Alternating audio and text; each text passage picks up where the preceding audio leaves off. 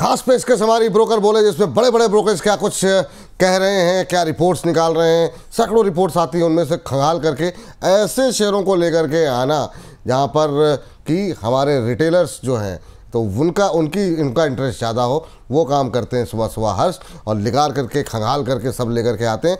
तो हर्ष शुरू करें। और आज तो आपने मतलब ऐसे ऐसे शेयर लाए जो कि मुझे लगता है या तो पोर्टफोलियो में होंगे लोगों के, या फिर लोग पोर्टफोलियो में रखना जरूर चाहेंगे। शुरुआत कहाँ से करेंगे? जी, संवर्धन मदरसन की हम लोग सबसे पहले बात कर लेते हैं। यहाँ पे अगर हम लोग देखें यहाँ पर तो आप देखिए जेफरीज की रिपोर्ट आई है, खरीदारी की सलाह दी और 110 रुपये का इन्होंने यहाँ पे टारगेट रखा है। इनका सबसे पहले कहना है कि जो रेवेन्यू है खास तौर पे जो ग्रॉस रेवेन्यू की बात की जाए उसको लेकर कंपनी जो है बड़े टारगेट सेट कर लिए। इन्होंने FY30 तक करीब 10,800 करोड़ डॉलर का टारगेट सेट किया, यानी कि जो अभी FY25 है उससे ये 5 गुना ज़्यादा का है। काफ़ी एग्रेसिवली कंपनी आगे बढ़ रही है। इसके अलावा अगर आप देखें तो रेवेन्यू में जो नॉन ऑटो पार्ट्स है उससे जो कमाई होने वाली है परसेंटेज के हिसाब से, रेवेन्यू के हिसाब से देखें यहाँ पर तो 25 से लेकर 33%, 33% तक की उम्मीद करके चल रही है यहाँ पे। इसके अलावा ऑटो के अलावा कंपनी का जो फोकस है वो मैन्युफैक्चरिंग पर, इलेक्ट्रॉनिक्स पर, एरोस्पेस पर है, जिसको आगे तौर पे ये बढ़ा रही है यहाँ पे। साथ ही यहाँ पर आप देखिए कि जो 75% जो अतिरिक्त रेवेन्यू आएगा वो अधिग्रहण से जो एक्विजिशंस होंगे उससे आता हुआ दिखेगा। और आने वाले दिनों में वैल्यू अनलॉकिंग के लिए कंपनी और भी कुछ जो दूसरी कंपनीज हैं, सब्सिडीज हैं, उसको लिस्ट कराती हुई दिखेगी। चलिए, ये बात यहाँ पर निकल करके आई है और यहाँ पर कॉल भी निकल करके आई थी सर की, अरुण सर की। अरुण सर, 110 तक के टारगेट दिए जा रहे हैं जेफरीज की तरफ से, आपने भी उसी के आसपास 105 106 के टारगेट दिए हैं, तो मैं चाहूँगा आप ही मोहर लगा दें इस पर। फिर बिल्कुल जी, एक्सेलेंट चार्ट है। मैंने ऑलरेडी कहा 98 के आसपास दिया, थोड़ा बहुत आधा % ऊपर आ चुका है, पर ये चार्ट से स्टॉक मुझे लग रहा है 104 105 की तरफ जाता हुआ नजर आ रहा है। और यूजुअली विपुल जी यही होता है, ऑटो स्टॉक्स पहले चलते हैं, फिर ऑटो एंसिलरी चलते हैं। ऑटो एंसिलरी चलने के बाद जो छोटे ऑटो स्टॉक्स होते हैं जो स्मॉलर पार्ट्स बनाते हैं उनमें मोमेंटम आता है। तो मुझे लग रहा है मदरसन अच्छा करना चाहिए। रिस्क एक ही है, ग्लोबली कुछ भी नेगेटिव होता है तो इसका एक्सपोजर थोड़ा ग्लोब में ज्यादा है, तो वो रिस्क हमेशा स्टॉक से रहेगी। पर मुझे लग रहा है 104 105 तक स्टॉक जाएगा और नीचे में 95 का एक स्टॉप लॉस है। तो एक्सीलेंट रिपोर्ट भी है। रिपोर्ट मैंने देखी नहीं है वैसे, पर बुलिश रिपोर्ट नजर आ रही है, तो मुझे लग रहा है डेफिनेटली ये वर्क करनी चाहिए। अरे आपने अपनी रिपोर्ट निकाल दी, आप दूसरे की रिपोर्ट कहाँ देखने का टाइम है जेफरीज की। अरे रचित सर कह रहे हैं कि आज ऊर्जा मेरी थोड़ी कम लग रही है।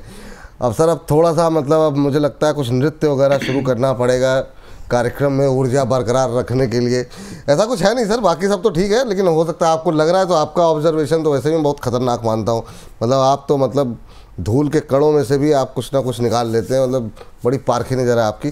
चलिए अगली कंपनी के लिए हर्ष के पास चलते हैं। हर्ष बताइए जी, अगली कंपनी स्पाइस जेट की बात कर लेते हैं यहाँ पर।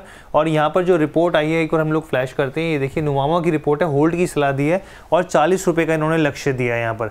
सबसे पहले क्योंकि एबिटार की बात करते हैं, आर यहाँ पर जो होता है वो रेंट की स्थिति दिखाता है। एविएशन सेक्टर में काफ़ी इंपॉर्टेंट पैरामीटर होता है यहाँ पर। तो आप यहाँ पर जो अगर आप एबिटार देखें तो उसमें 280 करोड़ का यहाँ पर जंप देखने को मिला है YoY बेसिस पर। लेकिन सीट किलोमीटर अवेलेबिलिटी जो होती है एक इंपॉर्टेंट पैरामीटर होता है, उसमें 28% की कमी देखने को मिली है। फ्लीट में कटौती के कारण ये तमाम तरह की चीज़ें देखने को मिली है। इसके अलावा पैसेंजर लोड जो फैक्टर है वो भी कम है यहाँ पे। प्रति सीट लागत जो है वो बढ़ती हुई दिखी है यहाँ पे। और भले ही जो QIP 3000 करोड़ के आसपास का यहाँ पे आया और रिस्ट्रक्चरिंग को लेकर, लेकिन उसके बावजूद जो है फ्लीट में अभी जो है उसमें देरी की संभावनाएं दिख रही हैं यहाँ पे। रिकवरी जो है वो धीमी है यहाँ पर, आने वाले दिनों में भी ये स्थिति देखने को मिल सकती है। और इसी के चलते ब्रोकरेज ने जो है यहाँ पर FY26 से 27 के बीच में जो एबिटार है वो 14% वहाँ पे कटौती कर दी है। चलिए ठीक है।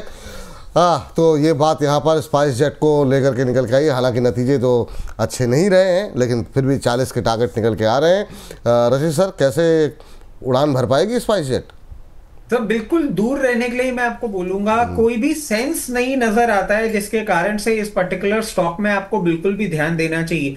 और विपुल सर, हमेशा से मैं एक चीज कहता हूं, एविएशन में प्रॉफिट मेकिंग बिजनेस बनाना अपने आप में एक बहुत चैलेंजिंग बात है। इंडिगो ने करके दिखाया है, दैट डजंट मीन कि बाकी सारे भी उस तरीके से कर पाएंगे। स्पाइस जेट में मुझे कोई एक्सपेक्टेशंस है नहीं, stay away would be the right call. चलिए ठीक है, स्पाइस जेट मतलब ठीक है, रिपोर्ट है, अच्छी है, लेकिन अगर है तो फिर आपका जैसा मन का होल्ड कर सकते हैं। अदरवाइज नई खरीदारी की सलाह यहाँ पर अच्छी जी ने बिल्कुल नहीं मना किया है। हर्ष, क्या टिप्पणी रहेगी आपकी अगली कंपनी को लेकर के, वो भी काफ़ी व्यूअर और रिटेलर्स फंड जो है काफ़ी पार्टिसिपेशन है, बताइए कौन सी बिल्कुल वेदांता की बात करते हैं। और वेदांता जो है लगातार अट्रैक्शन में बनी हुई है, जिस तरीके से सबसे बड़ी बोली लगाते हुए दिखिए। यहाँ पर आप देखिए नुवामा की रिपोर्ट है, खरीदारी की सलाह है और 601 रुपये का इन्होंने यहाँ पर टारगेट दिया। तो सबसे पहले जैसे कि हम लोगों ने सबसे पहले अपने वीकेंड में अपने व्यूअर्स को बता दिया था कि 17,000 करोड़ के आसपास की बोली लगाते हुए दिखे, सबसे बड़े बिडर के तौर पर उभरे हैं यहाँ पर। लेकिन यहाँ पर ये चीज़ है कि कमेटी ऑफ क्रेडिटर्स की तरफ से अभी जो है यहाँ पे इसको मंजूरी नहीं मिली, 2 महीने में इसको मंजूरी मिलती हुई दिखेगी। एनसीएलटी से जो अप्रूवल है वो 8 से 10 महीने में आएगा। यहाँ पे रिपोर्ट में भी ये चीज़ें कही गई है और 4,000 करोड़ का एडवांस पेमेंट होता हुआ दिख सकता है, जो और तरह की रिपोर्ट्स में भी ये बात कही गई है। लेकिन यहाँ पर ये कुछ चीज़ें यहाँ पे ध्यान रखने वाली है कि फोकस जो है अब वेदांता की बिजनेस पे रहेगा, क्योंकि ऑलरेडी कंपनी जो है कर्ज के तले दबी है और ऐसे में अब जो चीज़ें जो इतनी बड़ी जो बिड लगाई है वो देखना होगा कि कैसे कवर अप होता हुआ दिखेगा। एसेट्स जो है पावर को तो फोकस रहेगा, लेकिन दूसरे जो एसेट्स है वो हो सकता है संभावना कि वो बिकवाली होती हुई दिखे। यहाँ पर डाइवर्सिफिकेशन और कर्ज कम करने पे कंपनी की पूरी तरीके से प्राथमिकता है, तो इसलिए ये स्टॉक जो है रडार पर रहेगा। हाँ, तो ये भी रिकॉर्ड रडार पे रखिए। अरुण सर बताइए, 601 के टारगेट निकल के आ रहे हैं और वेदांता आज थोड़ा सा प्रेशर में है, जिस तरीके से ये डाइवर्सिफिकेशन कर रहे हैं, क्योंकि एक तरफ कह रहे हैं कि हम सेमीकंडक्टर करेंगे, अब ये आ रहे हैं इस क्षेत्र में, वो शायद उतना पसंद नहीं आ रहा है या क्या वजह है आज प्रेशर में है? आपकी टिप्पणी क्या रहेगी अरुण सर? बिल्कुल जी, जहाँ तक मेटल्स की बात है, मुझे मेरा लीस्ट प्रेफरेंस वेदांता हमेशा से रहा है, क्योंकि काफी कुछ चीजें निकल के आती है। कभी प्रमोटर्स की तरफ से कुछ न्यूज आ जाता है, कभी गवर्नमेंट की तरफ से कोई न्यूज आ जाता है, पर लास्ट प्रिफर्ड पिक रहती है। पर मुझे लग रहा है जहां तक वेदांता के टेक्निकल स्ट्रक्चर की बात है, 420 एक सपोर्ट है, 415 से 420 और रिसेंट वीकली लोज है। बिल्कुल जी क्लियरली नई खरीदारी की सलाह नहीं है अभी फिलहाल के लिए स्टॉक में, पर किन्होंने ले रखा है क्योंकि काफी हैवीली रिटेल फ्रेंडली स्टॉक है और काफी के पास होल्डिंग है, क्योंकि हाई डिविडेंड भी देता है और काफी लोग डिविडेंड के लिए भी इसको बाई करते हैं। फिर भी अगर टेक्निकली किसी की ट्रेडिंग पोजीशंस है तो 420 या 415 प्रिसाइसिवली इसका स्टॉप लॉस लगा ले। बाकी फ्रेश खरीदारी की सलाह स्टॉक में फिलहाल नहीं रहेगी। ये बात है यहाँ पर। चलिए अगली कंपनी की बात कर लेते हैं, लास्ट कंपनी। इस बीच ऋतु जी कह रही हैं, ऋतु जी आप कह रही हैं कि विपुल जी आप मेरी फैमिली मेम्बर्स के सवाल नहीं लेते हैं, मैंने इतने लोगों को सब्सक्राइब करवाया आपका चैनल, मैं अपने पूरी फैमिली मेम्बर्स की एक लिस्ट भेज दीजिए और मैं चुन चुन करके सबके सवाल लूँगा। आप मतलब निश्चिंत रहिए, बस आप ऐसे ही सब्सक्राइबर जो है वो बढ़ाते रहिए। हर्ष के पास चलते हैं लास्ट काउंटर के लिए। हर्ष बताइए जी, C8 की बात कर लेते हैं। CLSC की रिपोर्ट है, यहाँ पे आउट परफॉर्मेंस की रेटिंग दी है और 4,399 रुपीज़ का इन्होंने यहाँ पे लक्ष्य तय किया। सबसे पहले इनका कहना है कि C8 ने जो मिशेलिन का जो कैम्सो है उसका ऑफ हाईवे टायर बिजनेस जो है वो एक्वायर किया, खरीदा है यहाँ पर। और जो अभी जो है स्थिति भुगतान कंपनी करेगी, बहुत सारे 2 से 3 साल में पूरा ट्रांजैक्शन होता दिखेगा। रेवेन्यू जो रन रेट है वो यहाँ पर 130 से लेके 150 मिलियन डॉलर के आसपास रहेगी। लेकिन यहाँ पे जो भविष्य में जो ट्रांजेक्शन होगा उसमें जो स्थिति थोड़ी कमज़ोर होती हुई दिख सकती है। कर्ज जो है कंपनी का वो 1000 से लेके 1200 करोड़ तक बढ़ सकता है यहाँ पे। लेकिन जो फ्री कैश फ्लो है वो स्थिति जो है वो फिलहाल के लिए बेहतर दिख रही है। यहाँ पे इंटीग्रेशन एक जो है वो चुनौतीपूर्ण है। यहाँ पर लॉन्ग टर्म में जो ओवरऑल जो आउटलुक है वो पॉजिटिव दिख रहा है। चलिए, तो ये अच्छा ये है कि सर मतलब हम लोग थीम पकड़ लेते हैं, कई बार लोग देखते ही नहीं है। मतलब जैसे मेटल पे हम लोगों ने बहुत टाइमली किया शो और वो उतना अच्छा नहीं चला, ऐसे ही ऑटो पे हमने बहुत अच्छा, ऑटो कंपोनेंट पे रचित जी भी थे, उतनी अच्छी परफॉर्मेंस नहीं। लेकिन अब देखिए अब बड़े बड़े लोग जो है उस पर दांव लगा रहे हैं। हमने टायर पे बात की थी, हमने ताकि जमुना ऑटो से लेके सब मतलब ऑटो एंड सैलरीज पे कवर किया। क्या करना चाहिए सर अभी? अब CLS से भी पॉजिटिव है और ठीक ठाक मतलब टारगेट काफ़ी ऊपर के 1000 रुपये ऊपर के टारगेट दिए गए हैं। क्या टिप्पणी रहेगी रचित सर? फिर देखिए ये टारगेट्स बहुत इजीली आते हुए आपको दिख सकते हैं। और एक और चीज मैं ऐड कर देता हूं सर, बार बार बोल रहा हूं, जब से सुप्रीम कोर्ट का एक ऑर्डर आया है ना, वेरिन पुराने व्हीकल्स का जो आप बिल्कुल घरों से उठा उठा के स्क्रैप कर रहे थे वो चीज खत्म हो गई है।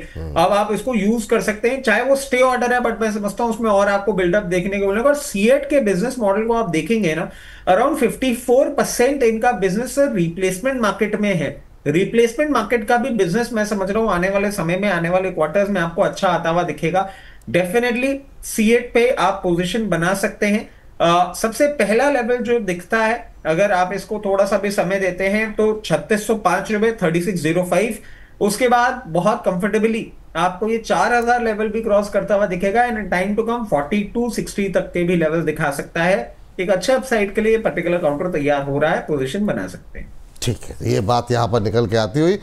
हर्ष, बहुत बहुत शुक्रिया, धन्यवाद इतने शानदार शेयर जो है लेकर के आने के लिए और बताने के लिए कितने अच्छे अच्छे टारगेट यहाँ पर निकल करके आ रहे हैं। तो इस सेगमेंट को करते हैं यहीं पर समाप्त।